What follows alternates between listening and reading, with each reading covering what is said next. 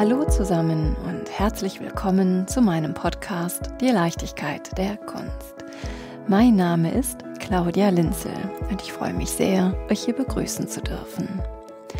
Was macht eine künstlerische Begegnung so besonders? Welche Spuren hinterlassen solche Momente in Werken, in Ideen, in der Geschichte? Und was geschieht, wenn sich die Konzepte zweier prägender Persönlichkeiten wie Joseph Beuys und Marina Abramović begegnen, ergänzen oder gar herausfordern? In dieser Folge widmen wir uns einer besonderen künstlerischen Auseinandersetzung.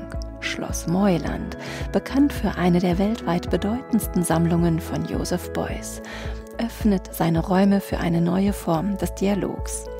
Gemeinsam mit dem Marina Abramović Institute, kurz MAI, entsteht eine Residency, die historische Kunst mit zeitgenössischer Performance verknüpft. Das MAI versteht sich als Plattform für Langzeitperformances, künstlerische Forschung und kollektive Prozesse. Im Rahmen dieser Residency entwickeln internationale KünstlerInnen ortsspezifische Arbeiten, inspiriert von der Sammlung und dem Archiv Joseph Beuys. Ich freue mich so sehr, heute gemeinsam mit Dr. Antje-Britt Mählmann, der Direktorin von Schloss Moyland, mehr über das Museum, über Joseph Beuys, das Marina Abramović Institute und über die hier stattfindende Residency zu erfahren. Und ganz besonders freue ich mich auch, dass sich ganz spontan 3 weitere Gäste unserem Gespräch angeschlossen haben. Sie bereichern diese Folge mit ihren künstlerischen Perspektiven auf das MAI und die Residency.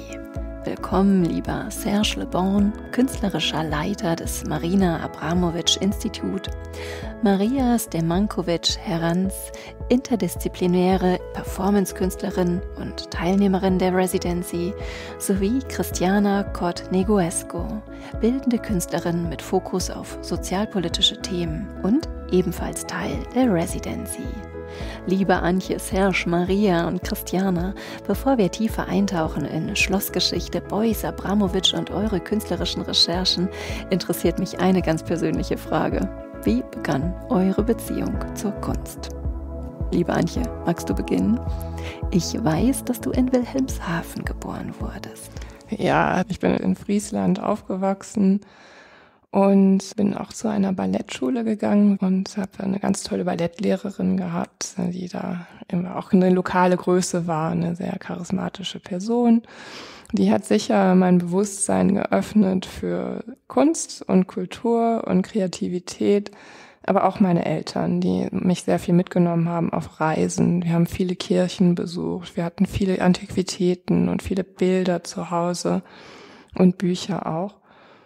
Und das hat mich alles geprägt. Und dann, glaube ich, war ich als so junger Mensch sehr buchaffin. Und ich habe ganz viel gelesen und darüber auch die Welt mir erschlossen, übers Lesen und andere Orte kennengelernt, wie Paris, über die Bücher von Sartre und so, von den Existenzialisten.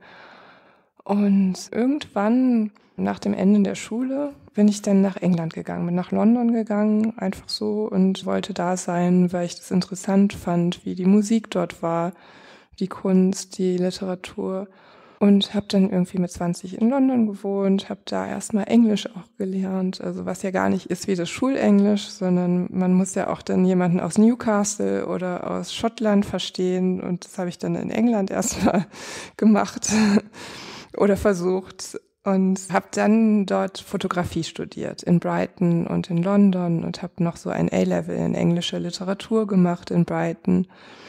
Und da kam ich dann irgendwie her, eigentlich von der Fotografie. Und es war aber ein sehr theorielastiger Kurs an der Westminster University. Das war eigentlich 50% neuere Kunstgeschichte und Theorie und 50% praktische Fotografie.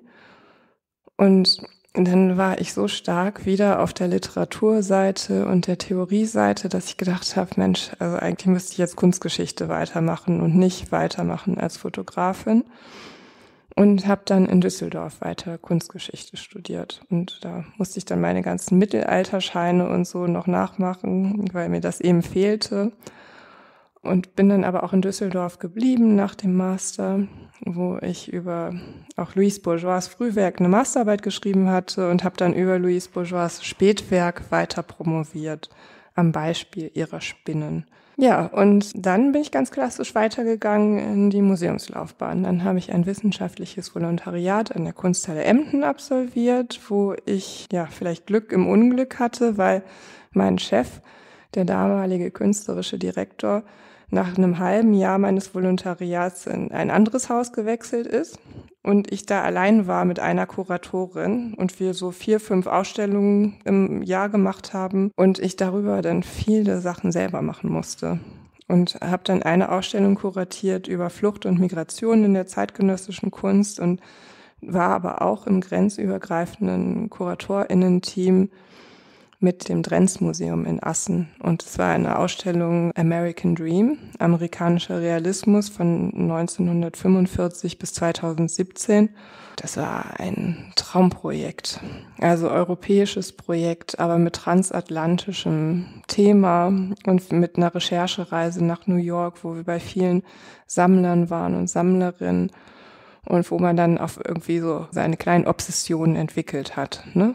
Mit Edward Hopper zum Beispiel. Sehr schwierig zu bekommen. Und dann wird da sowas auch freigesetzt, so ein Drang, der sich mir nicht so richtig erschließt, Edward Hoppers zu finden und zu bekommen für so eine Ausstellung. Es war jedenfalls prägend und wichtig und die ganze Zeit in der Kunsthalle Emden hat mich dann vorbereitet auf meine erste Museumsleitung, die ich dann eben übernommen habe in der Kunsthalle St. Annen in Lübeck und war dann dort 4 Jahre, hatte viel Raum wieder zum Gestalten und auszuprobieren, wie man das machen kann mit auch einer sammelnden Institution und wie man das auch öffnen kann für breitere Publikumsschichten und Zielgruppen.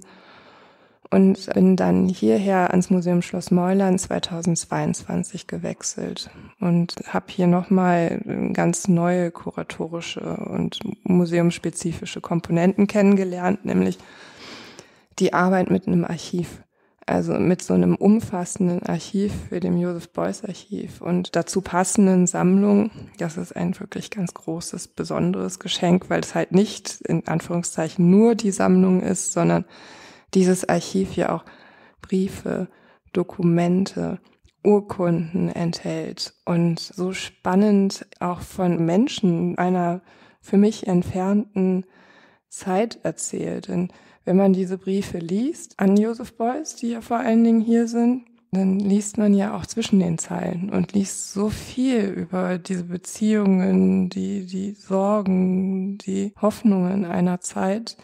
Und das ist toll. Und deswegen ist auch künstlerische Forschung hier nochmal etwas, was ja auch ein extremer Prozess ist für eine Kunsthistorikerin, weil man seine eigene kunsthistorische Aufgabe, nämlich die Arbeit mit Archiv und Sammlung, eigentlich ein Stück weit teilt und teilweise abgibt in künstlerische Hände. Aber es ist auch super produktiv, weil einfach völlig neue Gesichtspunkte und Facetten rauskommen. Diese Aussagen zwischen den Zeilen, was hat dich daran besonders interessiert? Ja, das sind dann gar nicht so richtig kunsthistorische Sachen. Das ist dann, wenn also jemand dem Künstler und seiner Familie einen schönen Urlaub wünscht oder fragt, wie war jetzt diese Veranstaltung oder wie war es in Japan, oder dann gibt es eine Kuratorin und Fotografin, die auch viel für ihn organisiert hat, in Schottland zum Beispiel oder in Irland. Und die hat ihm dann immer Blumen mitgeschickt. Also anscheinend haben die beiden auch über Pflanzen und Blumen kommuniziert.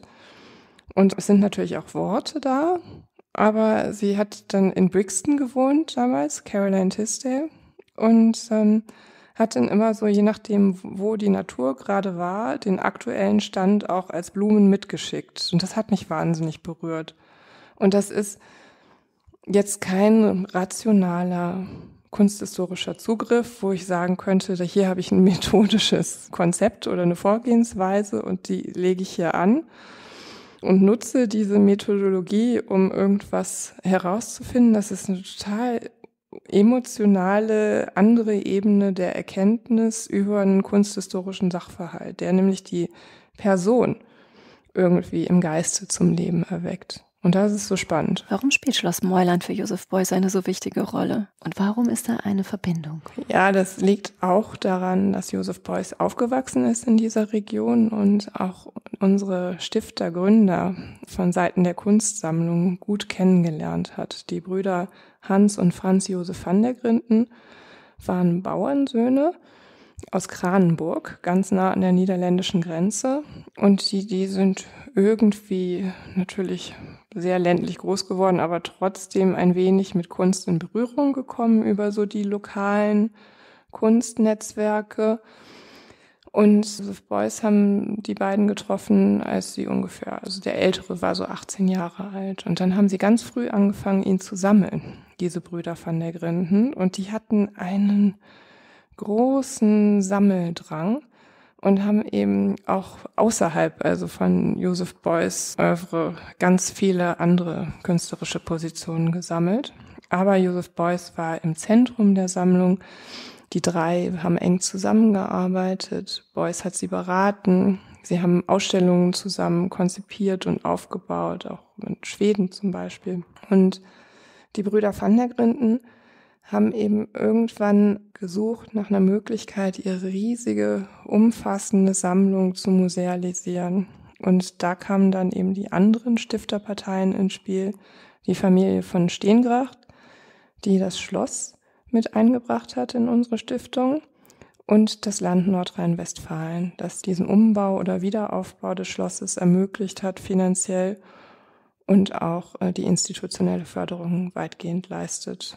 Und deswegen ist das eben so eine wirklich Verbindung von Elementen gewesen. Und da hat Joseph Beuys einfach eine ganz, ganz wichtige Rolle gespielt. Und er kam eben hier aus dieser Landschaft, aus diesem Umfeld, in dem wir uns hier bewegen, und hatte diese Verbindung auch zu den Brüdern van der Grinden. Und so ist es irgendwie schon ganz folgerichtig, dass das Schloss hier das Museum beherbergt, obwohl das natürlich auch total kafkaesk ist irgendwie. Das Kafka, das Schloss, ist so eine gute Lektüre auch, weil so ganz viele unterschiedliche Elemente zusammenkommen. Das Schloss, das mit der neogotischen Fassade ummantelt ist, und die Beuys-Sammlung und die zeitgenössische Kunst und dann die wunderschöne Natur drumherum mit den ganzen Enten und den ganzen Nutrias und den alten Bäumen. Also es ist toll. Wie kam es dazu, dass das Archiv hier seinen Platz fand? Ja, also ich glaube, das kam auch aus Platzmangelgründen, dass also Joseph Beuys diese Archivalien, also dass er schon alles gesammelt hat in großen Kartons oder Archivboxen, und er hat es dann eben wieder zurück an den Niederrhein gebracht und den Van der Grindens übergeben. Und dadurch ist das Joseph Beuys Archiv entstanden. Also das hat Joseph Beuys sozusagen selber hierher gegeben und damit wurde dann alles aufgebaut. Wir treffen uns ja hier im Rahmen der Residency des Marina Abramović Institute. Um mehr über das MAI zu erfahren, begrüße ich nun ganz herzlich Serge Le Bon, künstlerischer Leiter des MAI und Mitkurator der Residency.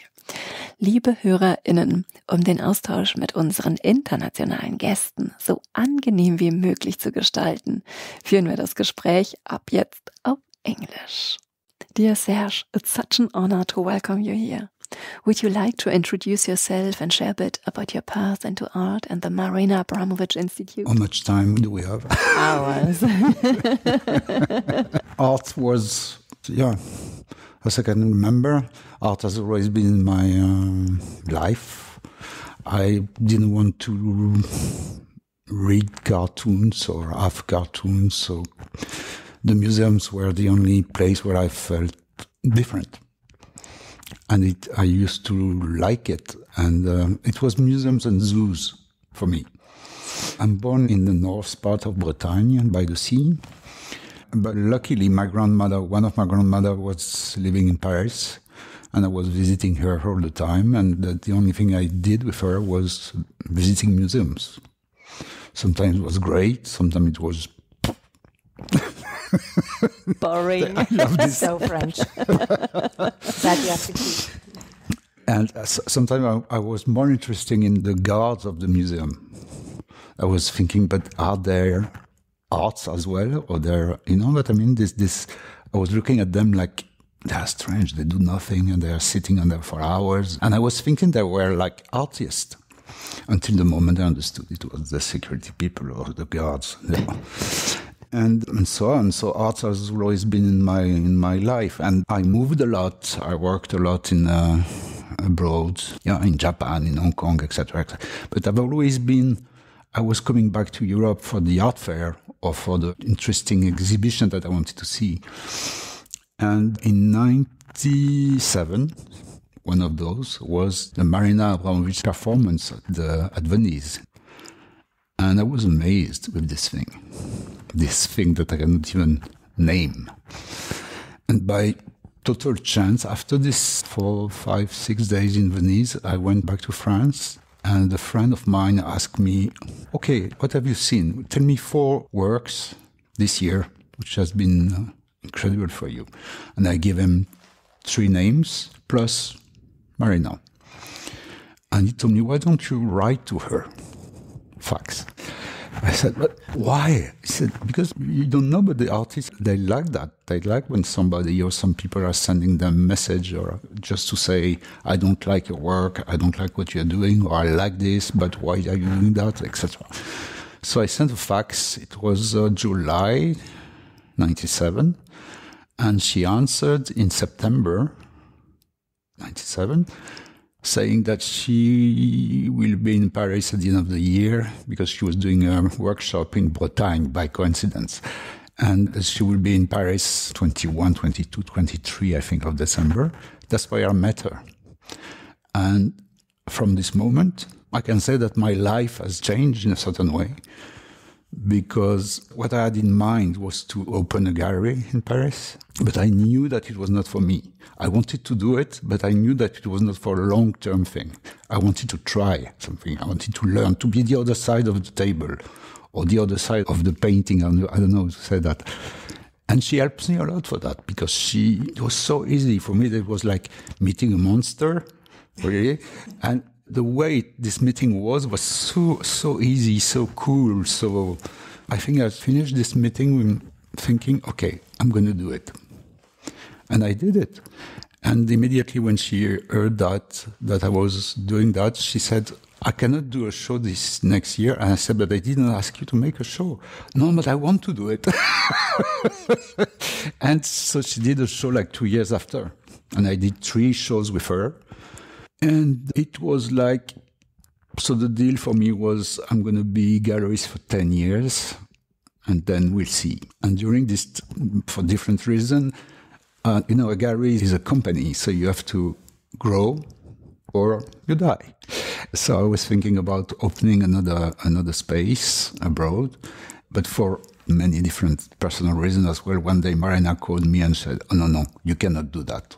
You cannot do that. You cannot going to spend your life like the real estate people going from one space to another like this. You cannot do that.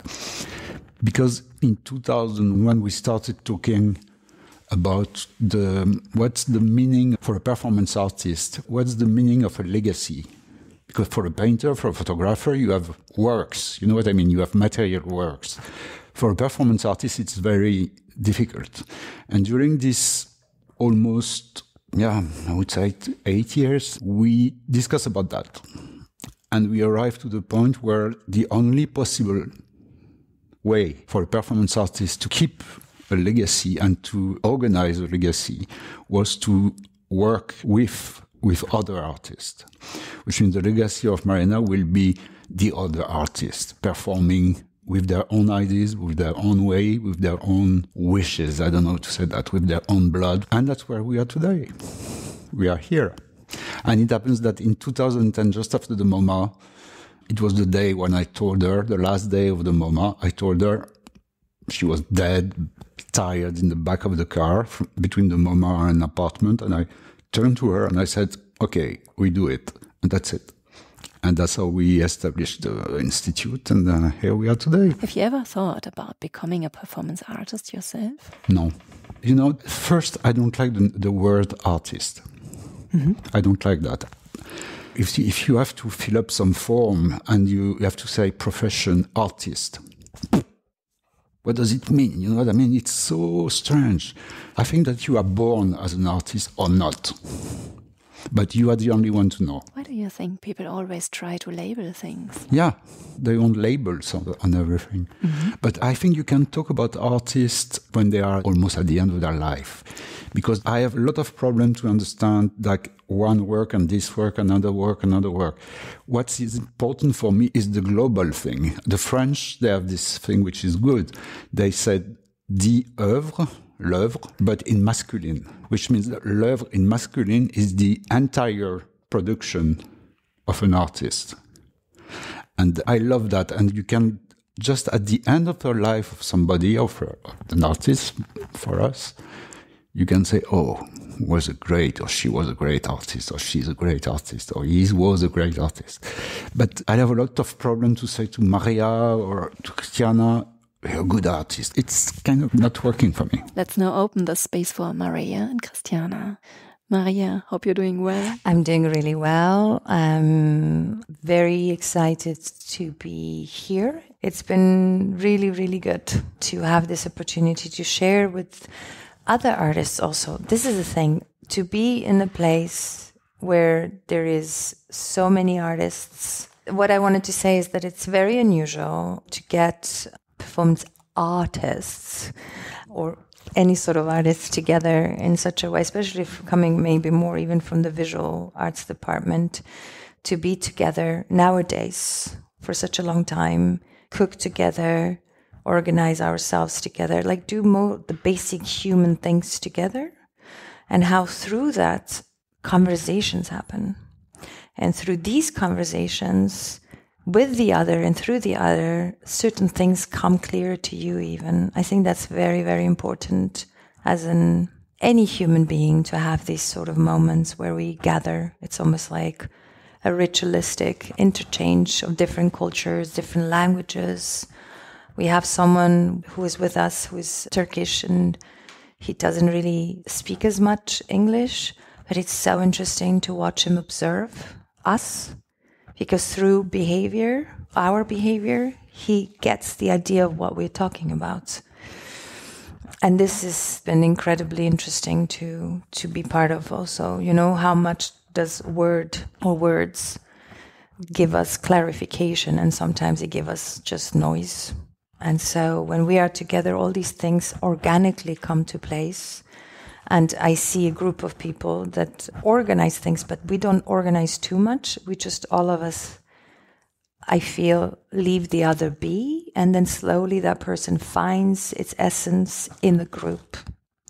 And it's very interesting having listened to Johannes Stuttger about that, of how we have to talk about finding the real essence in ourselves. Therefore, democracy becomes the body itself. So that's been really nice experience so far. We're just into our second week and I'm happy we have 4 weeks. I wish we had more. We're already starting to make ideas on squatting the place and how we would interior design, like what would be our interior design look like inside of this building. So it seems like little roots are sort of like starting to grow. And I think that's very important, in my opinion, because it's a sort of a group show or not, we don't know yet, but I cannot say more about that because I have no clue. But what's good about it is that we're finding out for the other artists what part of Joseph Beuys' legacy or thinking process we are illuminating, all of us. And when we are illuminating certain parts of him, it's also because we are connecting. It's us that we are actually connected with the same themes and they move us individually also. So it's almost like we are transmitters from one time to another. So it's as if life is a cycle beyond life and death. So that's really nice. I like that. When did you first feel you wanted to become an artist? I was 6 years old and I saw the Russian ballet Nutcracker. The Russian ballet was always a spectacle.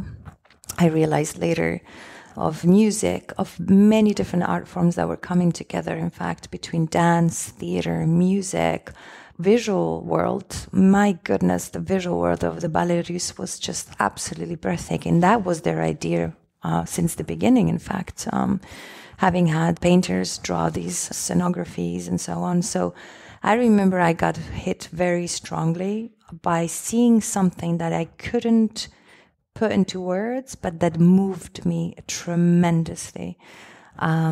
This imaginary world, that you're able to create an imaginary world, I thought that was pretty incredible, and probably was more similar to the imaginary world as a child that I was actually living and having. So it was almost like, oh, my language exists in a way.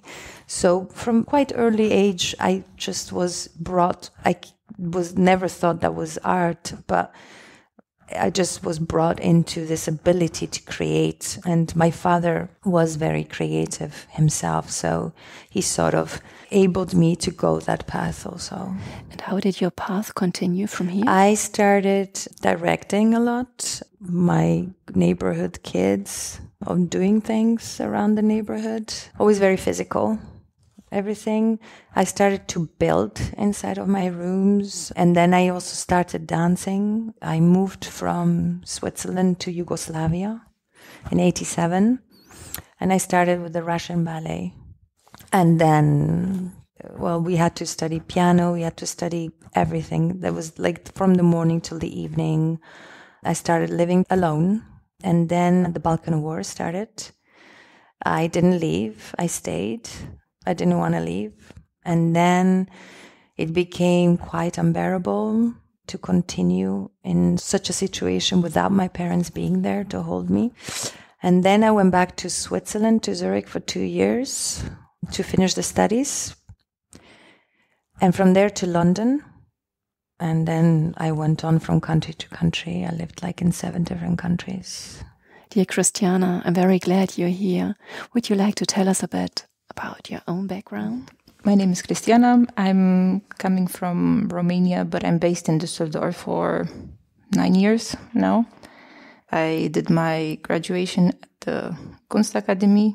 I also do not like to call myself an artist, so I kind of like invented a word for myself, and I call myself a conceptographer.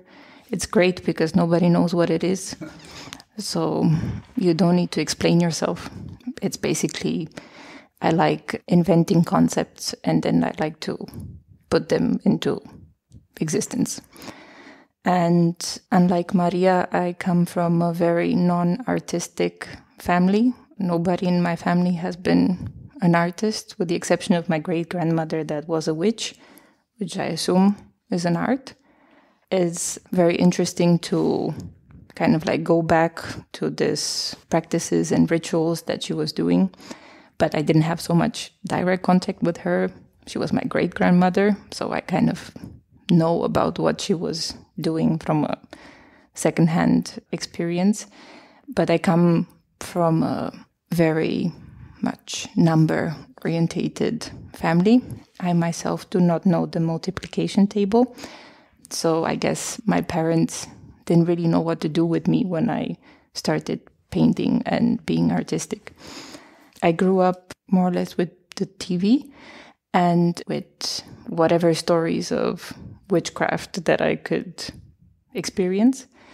And then I started drawing when I was 11, and one thing led to the other. Now I'm doing performative installations. I did a study in Lincolnshire, in a godforsaken city in England that I did not particularly like. I didn't study art there. I studied media production, which is why I was looking so bubbly-eyed when you were putting out your tech. It was part of my exam. So I studied radio and TV and film and animation and photography. That's my main study, photography. And after that, I was at the Kunstakademie. So after realizing that I cannot work in the BBC and I cannot do that, I decided I'm a conceptographer. Was there a specific moment when you decided to become an artist? I think, well, I was joking. I think the decision or the discovery that I was, in a way, an artist was when I was 11, because I couldn't put that brush down anymore. I didn't know how it happened. It just started at some point. I didn't have many friends as a child. It was very much fixation and repetition orientated. Because I grew up with a TV, I would watch movies on a VHS player, and then it would come to the end, so I would unwind them, watch them again. So I watched movies for thousands of times, with no exaggeration. So I grew up with that. I kind of like make the connection of it now with performance and repetition. I like repetition very much. But I think that decision is anachronical in a sense. What does performance art mean to you? I think I started doing it before I knew what it was. I didn't have so much knowledge, or I was not educated into knowing what performance art is. And I think the first action or performance that I did was for a festival in Vama Veche in Romania, which a photographer friend of mine, because I come from photography, invited me to do an action for his nude photography workshop.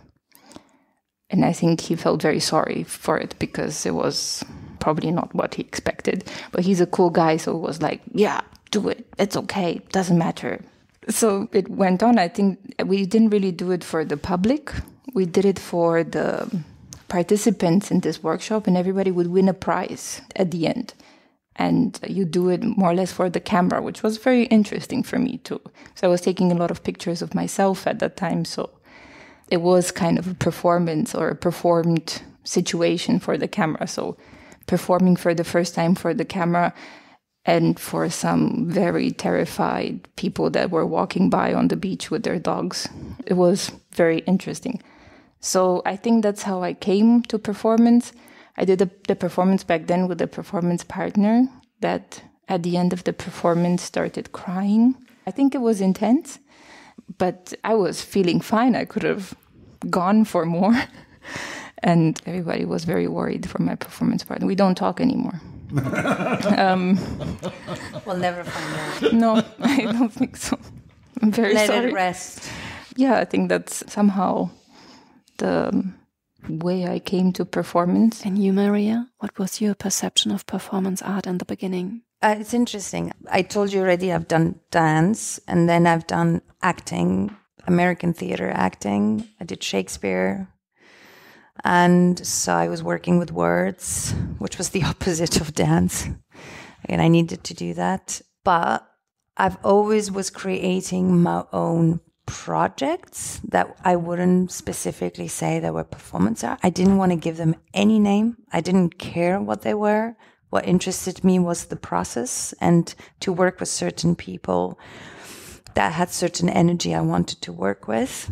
So at one point, I was doing The Artist is Present with Marina, and I've always spent my life in the theater and outside of the theater because I'm very obsessed with spaces. That's why I deconstruct and construct.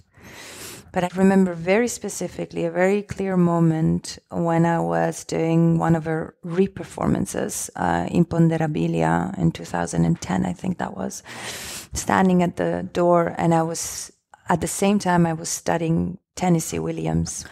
And so I was doing this like realism, psychological realism, the Americans call it. And I couldn't tell why I was always so sad while I was studying psychological realism as an artist.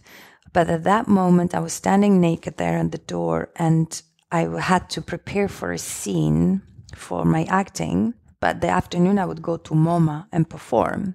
There was no scene. And at one point, people were passing.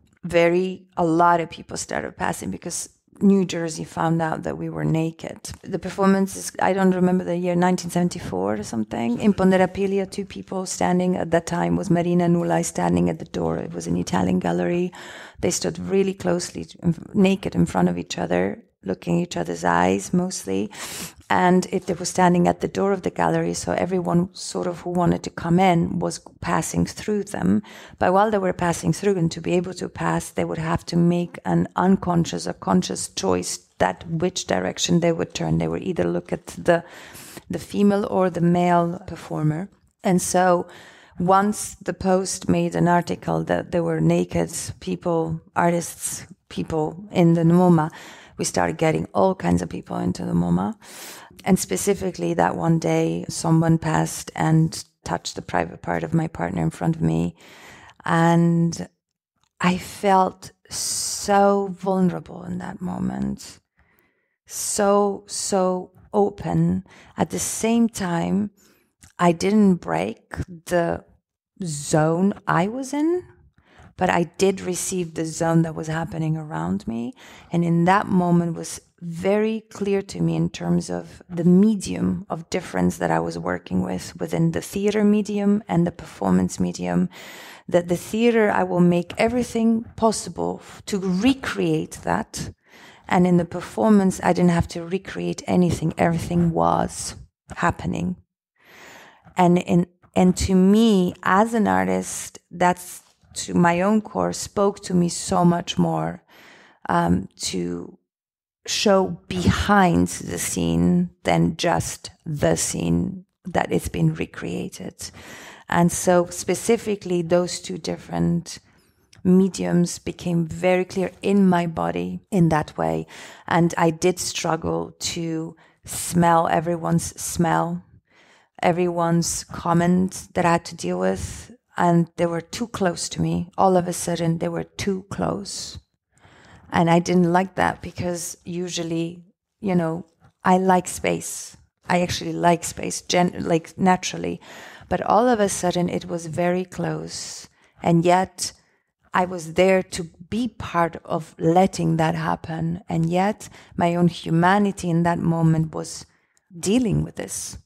And I knew that my own humanity was sort of like much more open and interested in experiencing art form in that way. Where do you see the difference between a performance artist and an actor? Would you say the performance artist is involved in their own process, while the actor works more for the audience? If you work in museums or galleries, you call them visitors. So more or less. But in the theater, you have a wall, which is this invisible wall, is right in front of you that you'd never really cross the boundary. All the contemporary theater has been crossing the boundary for many, many years, since 1920s, in fact. But in performance art, I would make it very simple, and is one of the things that Marina herself always says, when you're an actor or you work in the theater, you work with fake blood, while in performance art, you most definitely will work with real blood, let's just say, if I can make it this simple. Now, doesn't mean that every single performer does that. Performance art has many different spectrums to rework those things. But I do think that in performance art, the visitor is right in front of my face. And most importantly for me is that the visitor chooses how much he wants or she wants to stay. So I find that so important. And I find that the most democratic way of sharing a space, that it is the visitor who all of a sudden decides to remain or not to remain, and he has the freedom to do so. Maybe there are other pieces where you might not have that freedom to do so, but there is a reason why. While in the theater, you're expected, you go in, you sit down, and you watch it from the distance, as a TV almost, and it touches you, but not as much. In performance art, you see the visitor's eyes. You can smell the visitor sometimes because it's so close. And if the visitor has the impulse to enter your space and you allow him to enter the space, you might have even an exchange, which maybe with that exchange will change your course of your next moves that you make within your own piece. Can you describe the energy that drives you to test your own boundaries? I do not like pain. I'm not a fan of it. If I, in a daily situation, will hurt myself, I will suffer and cry and beat my chest. If I would encounter any similar situation in a performance, I would not even feel it. It is not a role. It is not something magical. It's just a supra-ego. It's a different state of being. You're not your normal self when you perform. You are not showing an effort of performance. Performance is not an effort. It's not learning something or something choreographed and then doing it by heart. Don't get me wrong, I loved theater. I would never be able to do it, but I love it. As a performance artist, I think you're showing a condition, a cycle, emotion, or stillness, or psyche, situation. And to go into that state of being or state of mind, I don't think you need to be particularly a magician. It helps. But it is a moment where you are not living in your regular circumstances. You are placing yourself in a storyteller position in which you have different perceptions, different views, different ways of doing things. So I think representing a sort of reality through performance, this idea of the messenger or the storyteller, which is a very good, for me, synonym for artist, is putting you already in a position where normal obstacles will not come to you anymore. It's like they don't stick. You're oiled in baby oil, and that dirt is not sticking to you. Not dirt, but you know what I'm trying to say. It doesn't stick. You're able to filter out many, many things and be in that ultimate form. There is something that we don't talk a lot, but it's super important, is the energy. Some performers are doing performance in their studio without public. So it means that they don't need this energy. But is it performance? I don't believe so. I think they are made for photography or videos, or I don't call them performers. But the same way, the energy between an actor or a comedian on stage, and we were talking the other day about incredible Judi Dench or Maggie Smith on stage, and the public. There is a kind of stream or exchange of energy which is incredible, because they are incredible interpreters, but still they are not performers. They are using the words of somebody else, and they are using what the director asked them, how to move on stage, and etc. The energy of the performer, what we are not talking, is this exchange with the public, is the petrol of the thing, is the exchange. He or she is giving everything to the work, but this everything is the energy that the public, the audience, is going to receive. Sometimes, and I have a very precise image in mind, you can be blind and create an incredible performance because you feel, I'm talking for, you feel the public around you and the space, and you feel the attention, you feel, sometimes it's noisy, sometimes it's not, sometimes I'm talking like a performer now, but I've been through so many things, and theater is so important for me that I understood that theater is very important, but performance is more important because there is no scenario. Nothing is written. Nothing is decided. It's a full freedom. I don't know how to say that in another word. The scenario happens quite organically. The scenario happens in the moment.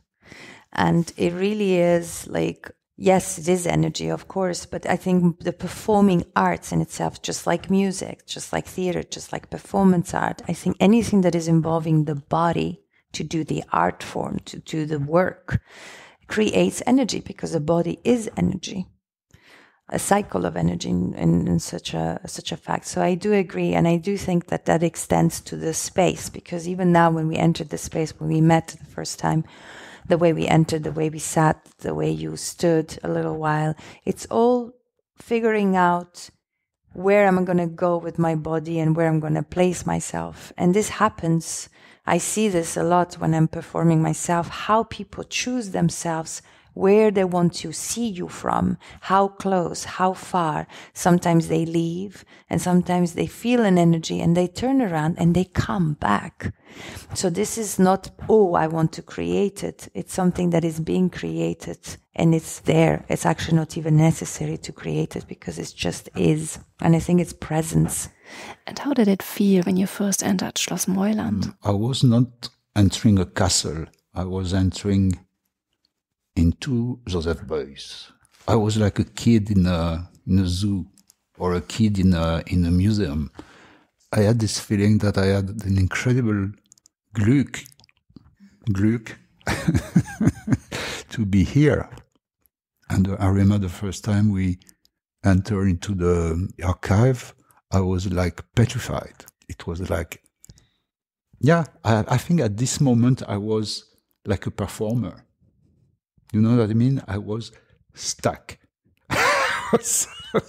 I remember that very clearly, very precise. I was like a stone thing. I couldn't move into this incredible space. I think for me it was very, very interesting because we came to the museum, I think for the first time after we have been in silence the whole day.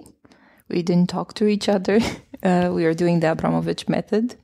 So it was a full day of very, very intense revelations without the ability to speak about them or to let them out. And then we came into the museum in silence. We knew what was happening. It was a performance by Ari Benjamin Myers. And it was activated through music and basically a Ouija board. And then I was like, okay, so now we are talking with the whole spirits of the museum. And you could go and sit at the table with the musician and he would compose a piece live, depending on the answers that you would get from the spirit. So for me, that was the uttermost pinnacle of the end of the day, because after preparing ourselves to go into the museum, we also walked to the museum, which was also very interesting too. We walked for an hour through the Voltaire-Weg, which is also interesting. Yeah. And, you know, we finally arrived again in silence. We went in the souterrain, so basically in the subconscious of the building, and hear music together. So we went into the subconscious, or what I was thinking at the moment, that it's kind of like the subconscious part of the museum also, after knowing afterwards that the museum as it is now, it's not as it was completely demolished, it was bombed, and it is a reconstruction of a museum. But in the building, there is a fireplace that remained, and I think it's close to where we were initially. So it all kind of like clicked together that we go to this like original part of the museum, listen to music from the spirits of the museum. And it was a very, very beautiful moment to kind of experience the first entry in the museum. I just felt like I was like going back to Brother Grimm, to be honest. Because I used to read them a lot when I was a child. So it was a little bit the world that I entered in a way. So it was very magical in a way. Something like inner safety? Yeah, exactly. What is the Marina Abramović Institute? Yeah, to me it's a very interesting institution because I am a museum director. I work with collecting institutions, and the Marina Abramović Institute is the kind of breaking down the museum walls. It was originally conceived as a physical institute in Hudson, upstate New York, but this never happened. And then the people who founded it, Marina and Serge, as we heard, and the other curators were then already present. They then made this kind of traveling institution that's always going to different places, to different museums, and different theaters around the world, and always kind of working with the communities there, and sometimes doing open calls, casting artists from there, from Istanbul, from somewhere in Brazil or somewhere in Greece or in London where they were at the South Bank centers. So this idea of not being an institution, but doing things more or less like an institution is exciting. And also, of course, it's the only real institute for long durational performance art, which was captivating and interesting to me as in dialogue with Joseph Beuys, of whom we have 6,000 works in the collection that are often performance related. And to bring this Marina Abramović Institute into this place is such an adventure and so changing our museum, Schloss Moyland, because of the many perspectives that are in this institute from Brazil, from Ghana, from Canada, from Serbia or Spain, from the Netherlands, from Italy, everywhere. The artists are from Germany, from everywhere. And it's kind of groundbreaking, I think. This idea also of bringing maybe this immaterial institute of long durational performance art to this collecting institution that's centered around a very important archive and collection of Joseph Beuys. It's existing because we are here. It's going to be the legacy of Marina. It means that even if she's really well alive and in good shape, and one day she's going to disappear, like all of us. So it's not supposed to be. It's what we have decided. It will be with her. It will be her legacy, which will be a place for long duration performers. And so the legacy, I think what could be a better legacy that having a space, even if the space is immaterial, in a way that all the artists, all the performers are invited under the name of this woman to make art and to present performances. It's better than any kind of book or any kind of painting or sculpture. And she was because she's not anymore, but she was an incredible teacher, incredible professor. And that's what we have. We as MAI, as the Institute, we have to try to go ahead with that, to talk with each performer and try to help them to realize what they want to do and criticize and help. That's the Institute. That's what we are doing. You are the director of the Institute. How would you describe your role? There is no things like director, because I've been the director of the Institute when we started for a simple reason. For legal reason, Marina was the president and I was the director because it was just the two of us.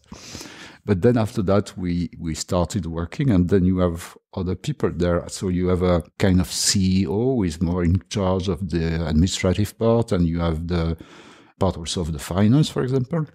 But all the others are like me. We are basic curators. Are residencies like this a regular part of MAI's program? No, that's a big chance. Also because this is the first time that we have to work with a thema. And in that case, the thema is Joseph Beuys. And we are into the archive of Joseph Beuys. So we never did that. So the previous project, every artist was arriving with her or his own project. And we were not trying to curate. It was not the point. Everybody was free and do whatever he wanted to do. And we were helping the same way. But this time we have a common thread. Yeah, which is Joseph Beuys and the archive and the library. And we have access to everything. So the residence was, first, as Maria said before, the residence is a huge chance because they are living together for 4 weeks. But we could have asked them to create one work, these 12 people. We could have asked them to create one work. We didn't ask them to do that. We asked them to create 12, or I don't know, because I don't know what could happen for the next months. They're going to create different works, but related to Joseph Beuys.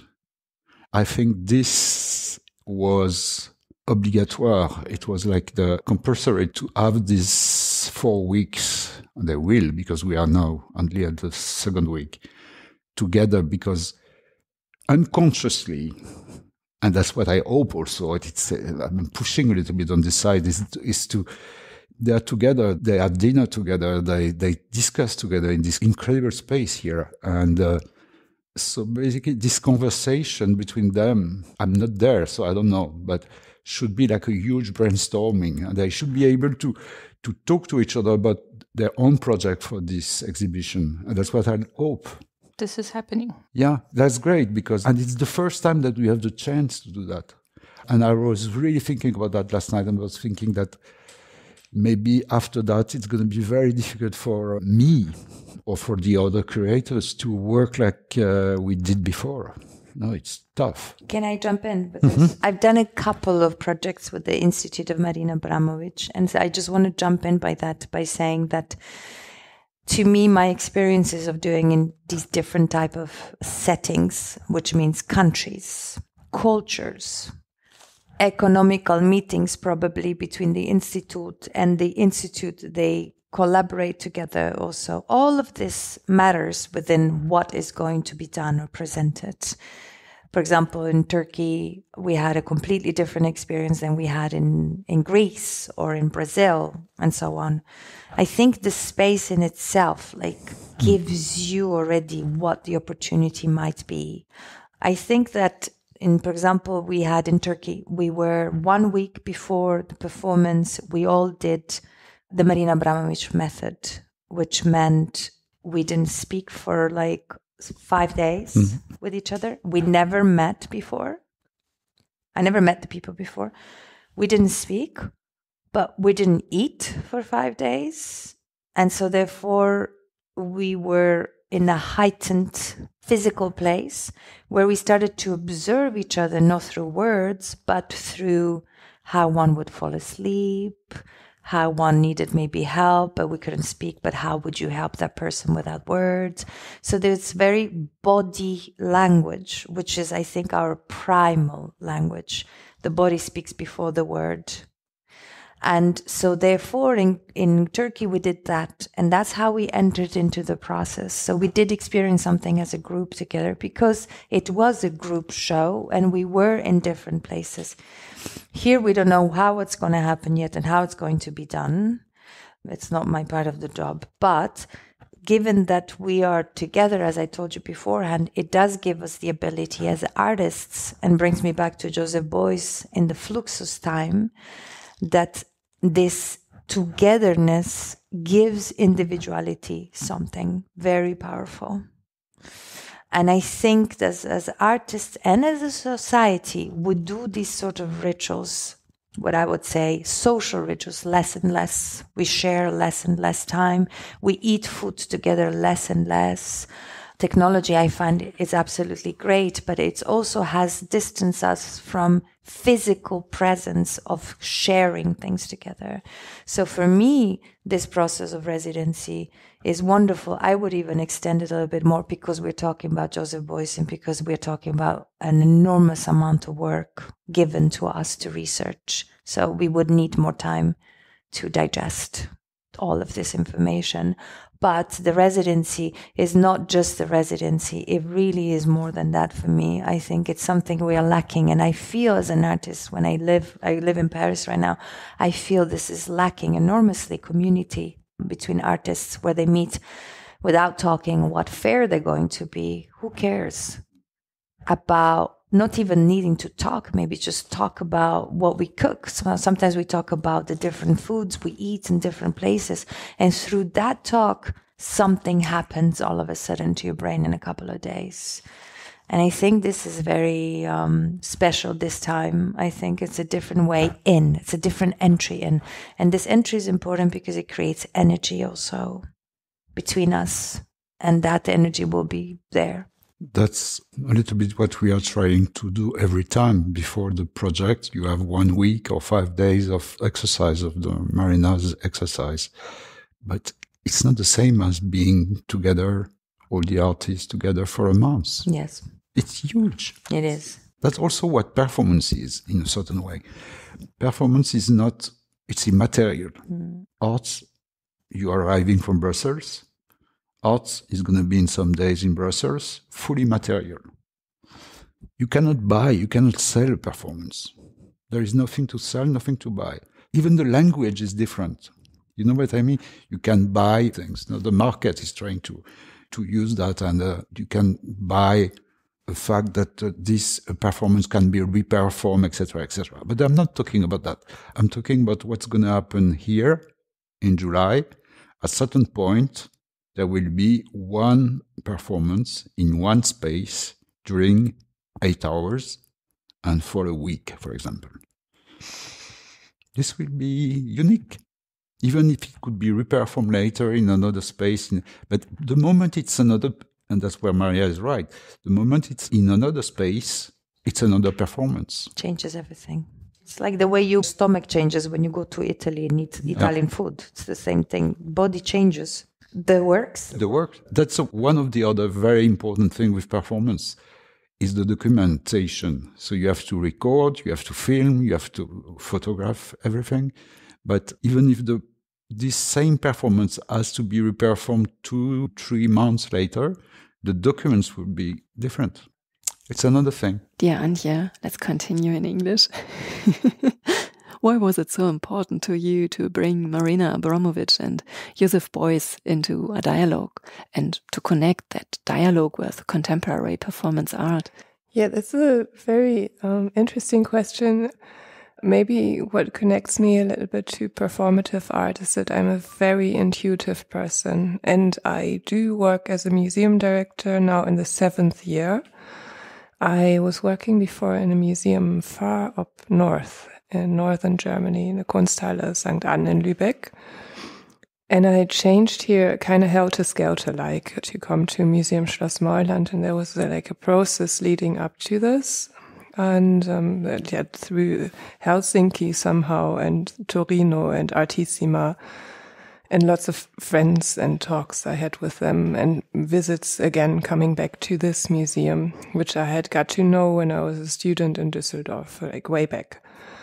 And I came to the place and I had a very weird feeling that I actually had to get in touch with Marina Abramović. And it was very almost like a feeling that hit me in the whole body and the mind, like everywhere, that it would be super important to do this and to talk to Marina, whom I hadn't previously known. And I then looked into this feeling further and went deeper into it. What is it about this place? What is it about the Joseph Beuys collection was very clearly connected to this feeling.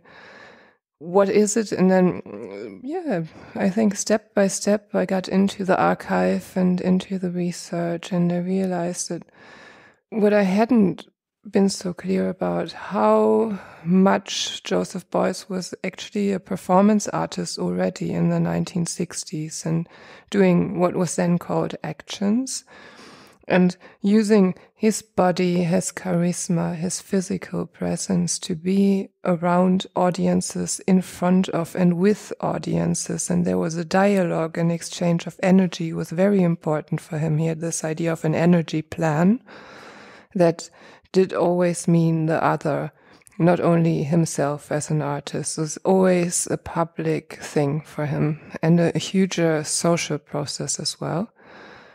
And then looked into the biographies, and I realized they had met in 1973 when Marina did the first performance outside of Yugoslavia in Edinburgh Festival, and she did perform Rhythm 10, where she was basically playing this Russian knife game where she hurt her hands, and then she recorded it and she repeated it and played the recording again. And Joseph Beuys was present there.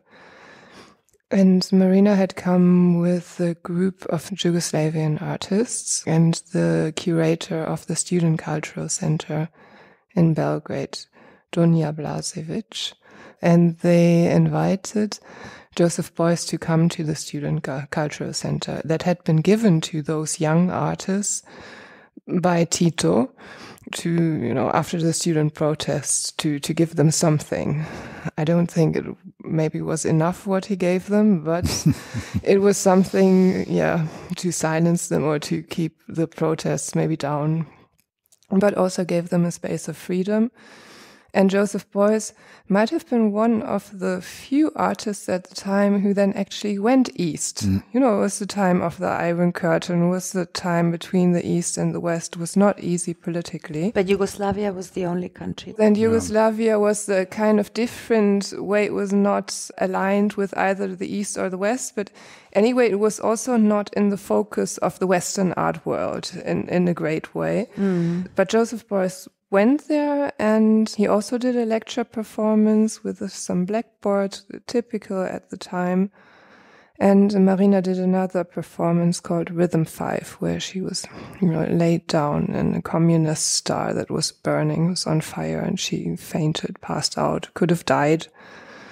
And after that, Joseph Beuys really supported her and recommended her for performance festivals, for example, in Arnhem in 1978, which is very close to here, like 3/4 of an hour maybe to go to Arnhem, where Marina and her then partner Ulay and Joseph Beuys were all performing, along with Katharina Sieverding, Carolee Schneemann, and others.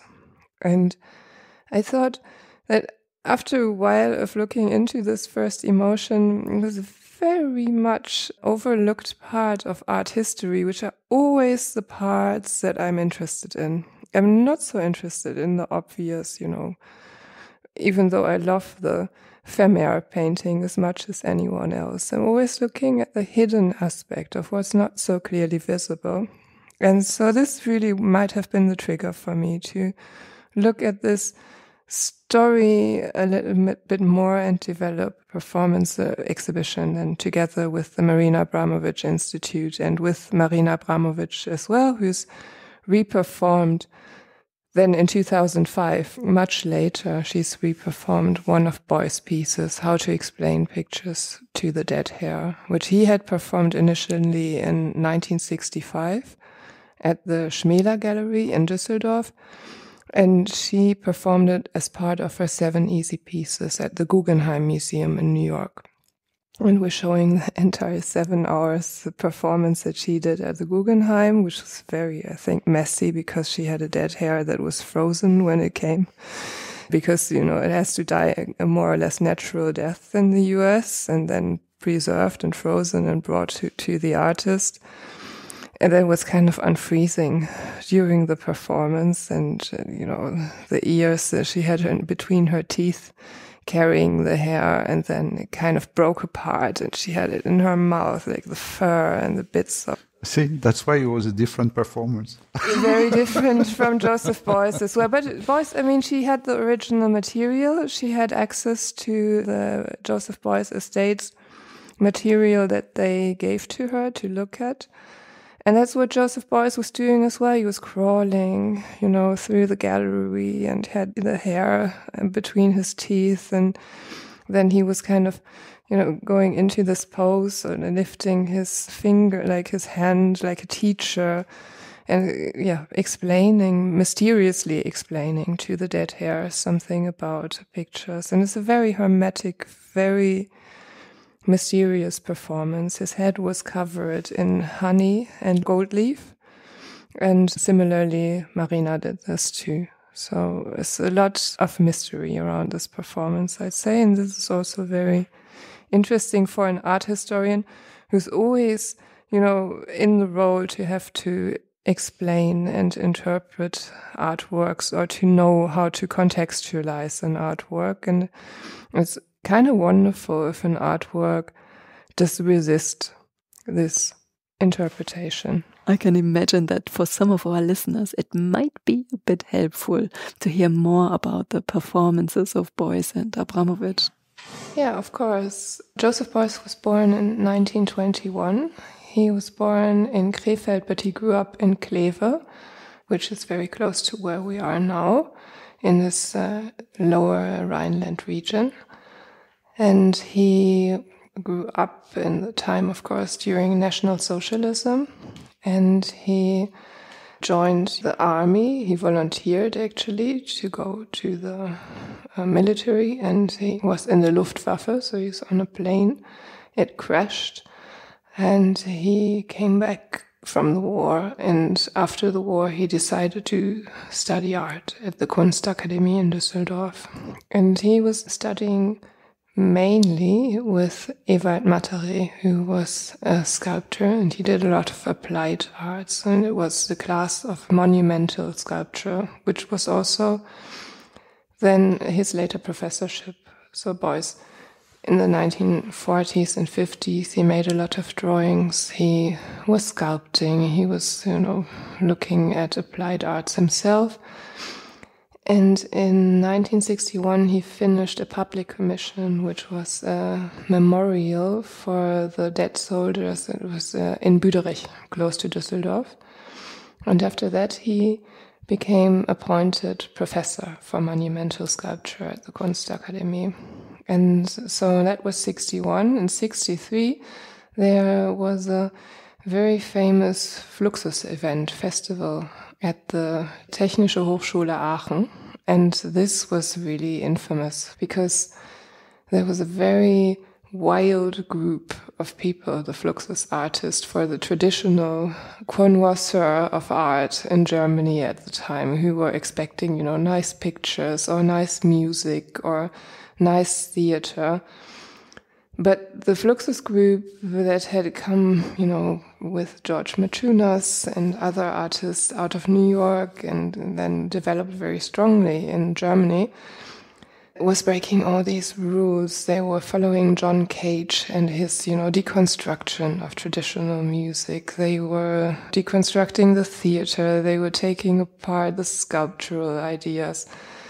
And that's what happened in this event in Aachen. It was very performative. It was in front of students, and the students were very conservative. And Joseph Beuys was a part of performing there, and the students got so upset with him because he tipped over a bottle of chemicals and they dripped into the audience. And then they beat him on the nose, and he was then stood there with a bloody nose and holding up a cross, kind of very dramatic, but also showing his conviction in a way. And then after that, it just became Fluxus. Joseph Beuys was very aligned with this international group of artists, and he participated. He organized Fluxus events like the Festum Fluxorum he was involved in.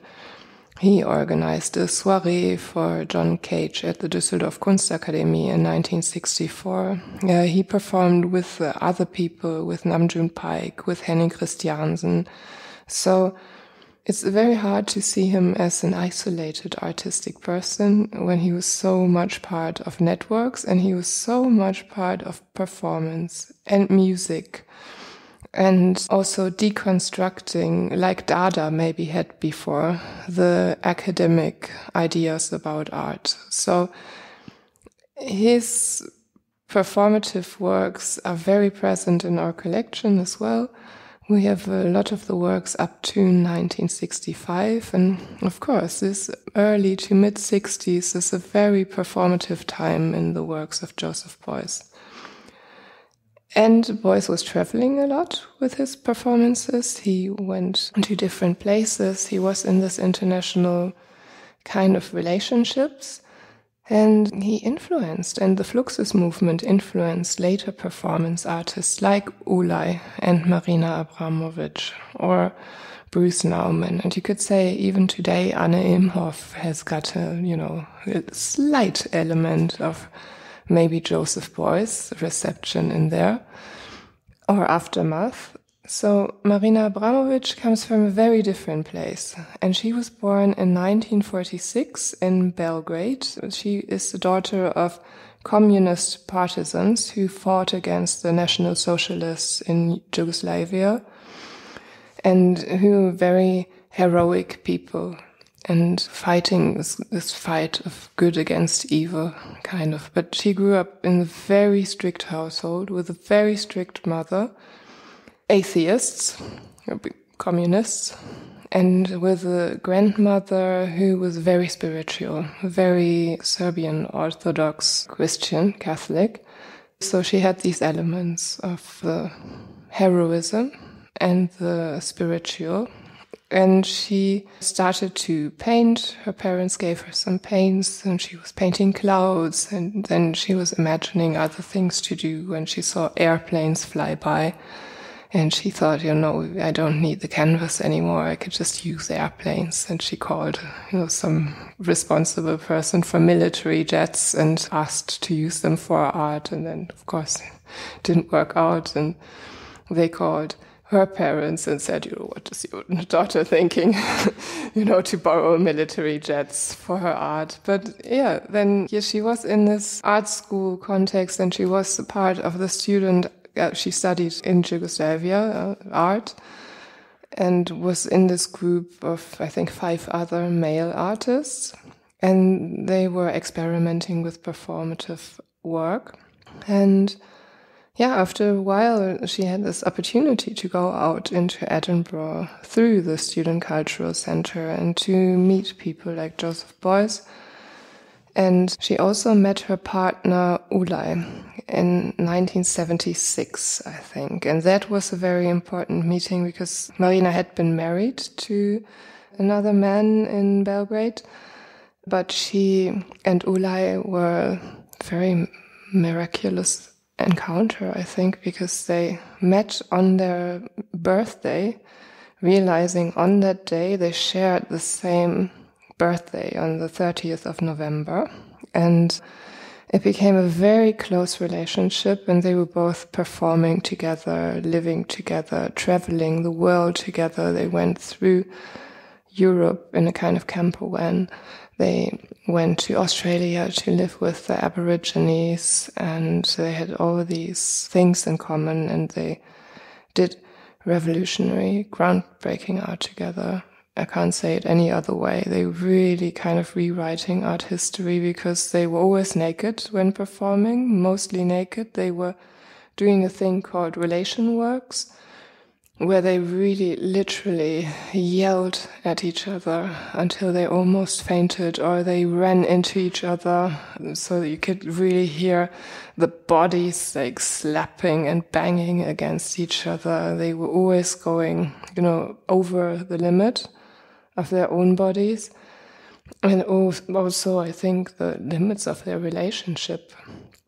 So that was a different level then of performance art that came in the 1970s, whereas these actions of the 60s were maybe more also group-oriented and more like towards the audience. Then with Marina and Ulay, performance became a thing in itself, like a very focused, almost sculptural setting. If I say this is wrong, but there is a new focus on performance as a medium replacing the other media like sculpture, whereas Joseph Beuys, for example, still had a lot of material that he was working with that were not props, but explanatory material. For Marina and Ulay, it's Marina and Ulay in the naked, most vulnerable and physical and mental and psychological shape. And then they split up after 12 years. On the Chinese wall? Yeah, exactly. That was meant to be like that they were planning to walk this wall for a long time and then get married. But the Chinese authorities took a long time to give permission to do this. And I think maybe the Chinese government wanted a Chinese person to walk the wall first before foreigners did it. And so they kept trying. And by the time they got permission, it was the time that they were going to break up. And then they walked the Chinese wall from opposite ends. One started from the desert and one started from the sea. And they met after a hard, long, difficult walk. They met in the middle, and then they broke up. And that was the end. And it was all very terrible. And I don't think they got along very well for a long time. But anyway, then each was suddenly to their own, and they had been very symbiotic and always relying on each other.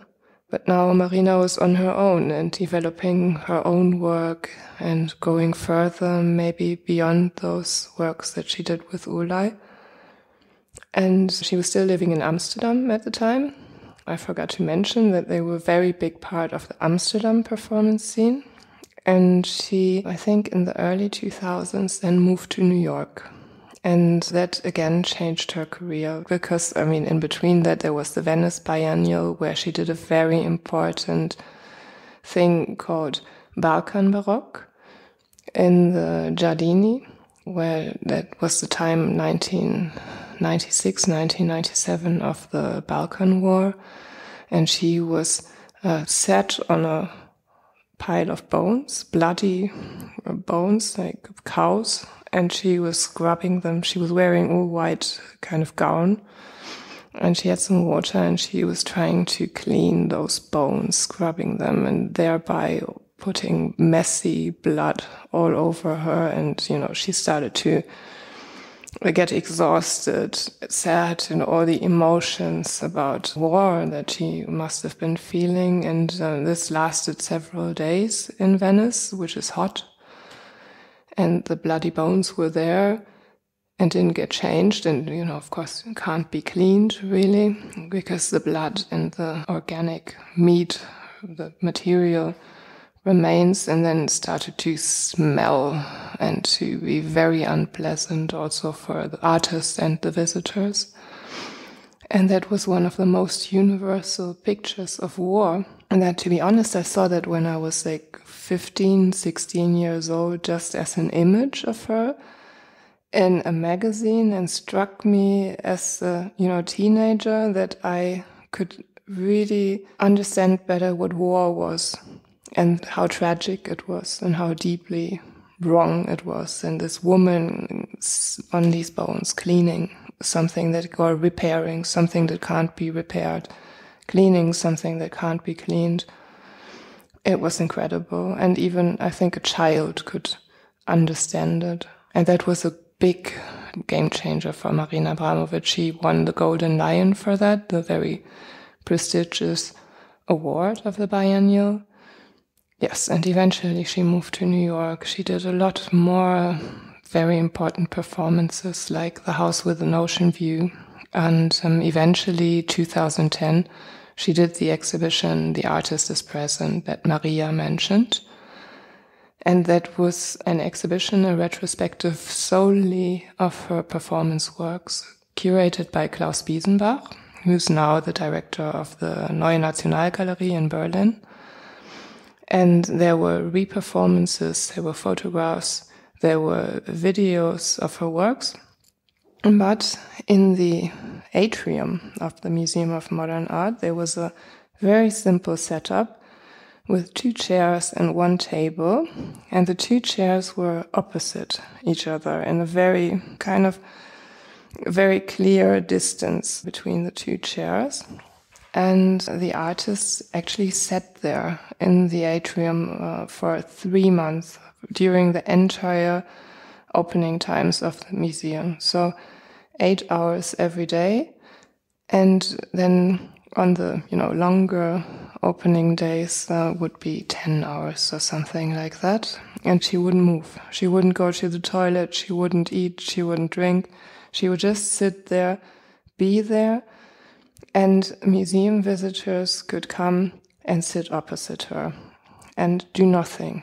And there was also a clear set of rules. The visitors were not allowed to talk to her, were not allowed to, grab her attention in any other way, but just to encounter her across this small distance, wordless, and go into maybe a state again of understanding or community or just being without technology, without a thing in between, without even language, which was the important aspect too, I think, to learn or to understand how to be with somebody and realize something about them or about yourself in the space of this performance. And of course, everybody was thinking it's New York, nobody was going to come and sit there. But it got very crowded and a lot of people queued up to sit there with Marina, and it was incredibly emotional. There was a lot of crying. Really, children came, older people came, just people with incredible problems and fears and worries came, and it was very like a masterpiece. And it was all filmed and photographed, so it had a really big media reach because it was an icon, actually. It was a very strong work, and that is the performance I think most of your listeners will really know. The artist is present, Marina sitting there with the visitors. And another important thing about that was that actually Ulay came then in 2010, the breakup in the early 90s, and then a lot of time of fighting and court cases and not talking to each other. And he came and he sat opposite her, and it was very emotional. And that's like this whole love story also went around the world. Everybody wants a happy end. And this kind of happened because then Marina broke her rules that not to engage, physically with the other person on the other chair, but then she kind of leaned over to him and they took each other's hands, and it was so, very beautiful. Have you ever met her? Yes, I have met her because clearly I was very interested in working with her, and I kept pulling strings and asking colleagues for contacts, and I was writing with one of her assistants and sending concepts that then couldn't be realized because it was a bit too complicated. And then I worked again on the concept, and like half a year later I sent this again and said, hey, is this maybe possible? And then she wrote back to me one day and said, hey, yeah, please meet me in Amsterdam. And so I met her at a performance place at the Carré in Amsterdam in 2023, which is not so long ago, but it seems a long time ago because I've met her many, many times ever since. And each time is different place, different setting. But that first time was very important because I had this idea of her that she'd be very spiritual in the sense of being ethereal, very otherworldly kind of person. Of course, I read about her in all my art history books when I was younger. And she was this very cool New York lady with a Balkan accent. And I was really charmed to meet her. And she is very charming as well and very funny. She is very down to earth, very black sense of humor, and she'll make jokes. So you're completely interested immediately in this person because of the way that she is being on a very high level of the art world, with the art market being like a backstory of the art world. A lot of people are making a lot of fuss about themselves, and I thought it was so cool and that she was so warm and funny and down to earth. And then I just met her a few times because she, I think first we went to visit her in New York in her apartment with the Minister of Culture of North Rhine-Westphalia, Ina Brandes, who was traveling to New York with a delegation of museum directors. So there was the director of the Folkwang Museum, director of Martha Herford, of Max Ernst Museum, of Kunsthalle Bielefeld, a group of 13 museum directors. And so we thought, if we go there, let's try to ask Marina if we can meet her there. And then I kind of asked her, is that okay? And she said, yes, it's okay. But I thought I was very naive. I thought a delegation of the Ministry of Culture would be like 7 people. And a few days before, or like a week before, the ministry sent me this list, and they were like, oh yeah, it's 25 people. And I was shocked. I was very shocked, because now I thought, oh no, what am I going to do? And I wrote to Marina and said, it's 25 people, and I totally understand if it's not possible, we can go elsewhere. But she said, 25 people, no problem, okay. You just come, and we have everything prepared.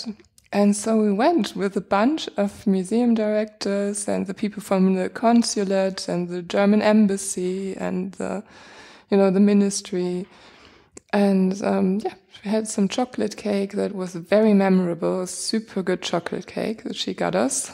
And coffee and tea and biscuits, and she made a presentation for us. But anyway, we were all in her apartment, which is gorgeous in Manhattan.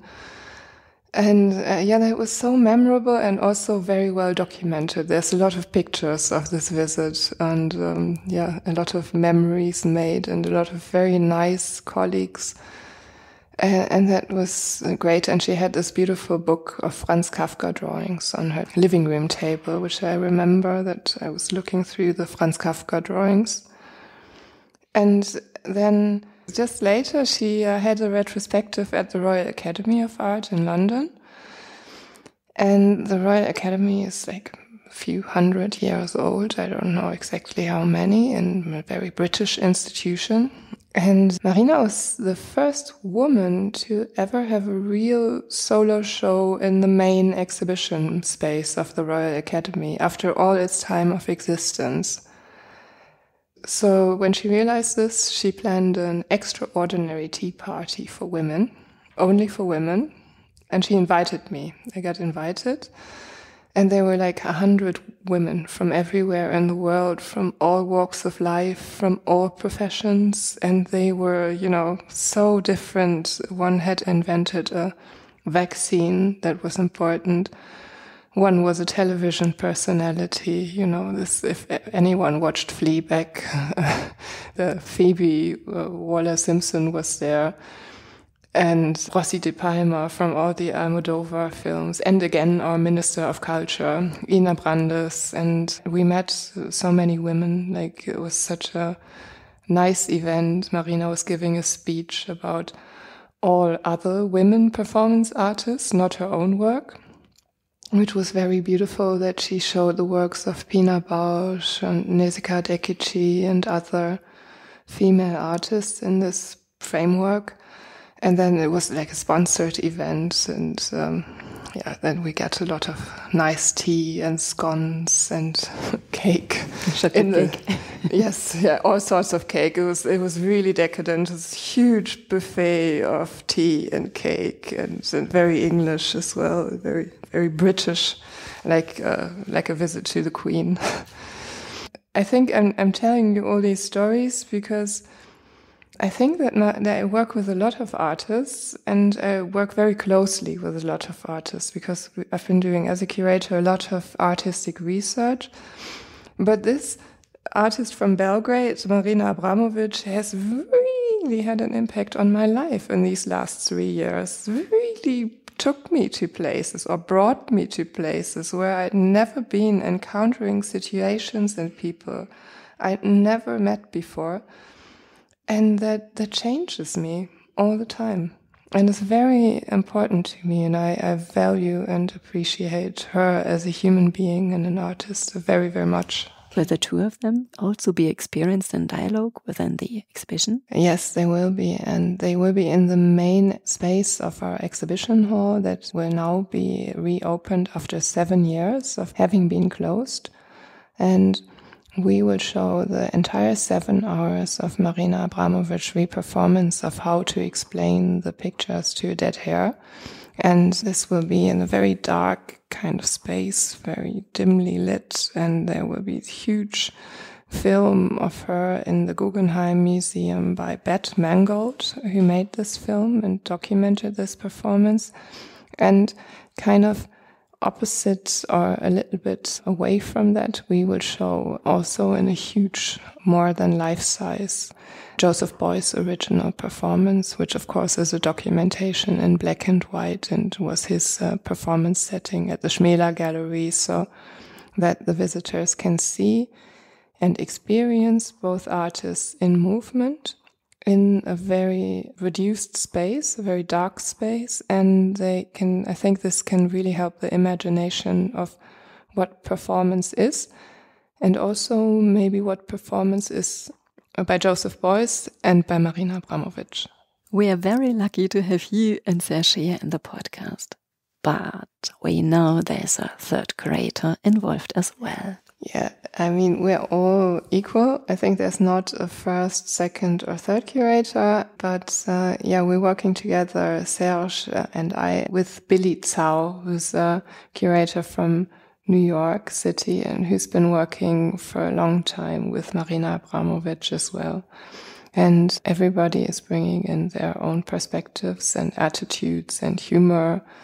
So it's all coming together as a group. I guess the curators, the artists, the museum team, and everybody has an important role in this process. And that's really what Maria said, a sense of community and doing things differently than we are used to. It's so important, I think, in our times. We are recording this episode during the residency in May and will publish it in line with the performances this summer. Can you already give us a glimpse of what visitors can expect? It's difficult to say in advance because we don't know yet what the performances will be. But if you visit long durational performances, often you realize that it's a very immediate encounter that is always very emotional because the artists are in the space and you are in the space as a viewer. And I think that one of the most interesting recognitions or realizations one could have in the face of performance art or experiencing performance art is that performance artists are looking back. It's not you looking at a sculpture or a painting and it's also emotional, but it's got this distance of time and setting and context and place. But the performance artist and you as a viewer are here now in a space, and it's a very real and authentic encounter, and it's gonna work on your emotions in so many different ways. Also on depending where you are, but where the artists are as well, because they perform for 8 hours every day. And then the performance changes, the energy changes, the emotion changes. So I think I really strongly recommend the viewers to come here because they're also going to experience the place, the collection, the art, the space in a way that has never been before. Dear listeners, you've heard it. A warm invitation to come and visit Schloss Moyland and experience the touching power of long-duration performance.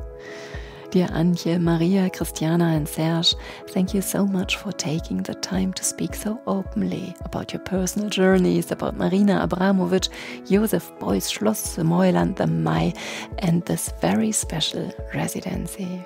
I'm truly curious to see what we'll experience here this summer. Super important thing. When you come the first day, it's one series of performance. You come the second day, even if it's physically the same performance, they won't be the same performance. Every day will be a different project, even if the performances are the same. So you can spend the summer with us. Thanks a lot for being here. Thank you. Great. Thank you. Das war's für heute. Die nächste Folge erscheint in einer Woche. Und um sie nicht zu verpassen, folge Die Leichtigkeit der Kunst gerne auf deiner Podcast-App. Wenn dir diese Folge gefallen hat und dir auch die weiteren Episoden zusagen, dann hinterlass doch gerne 5 Sternchen sowie eine wohlgesonnene Bewertung. Ich freue mich auch über Empfehlungen, Fragen, Kritik und natürlich auch weitere Themenvorschläge oder GesprächspartnerInnen. Dazu kannst du gerne die Social-Media-Kanäle von Die Leichtigkeit der Kunst nutzen oder eine E-Mail an folgende Adresse schreiben: info@ dieleichtigkeitderkunst.de. Danke fürs Zuhören und tschüss bis zum nächsten Mal. Deine Claudia.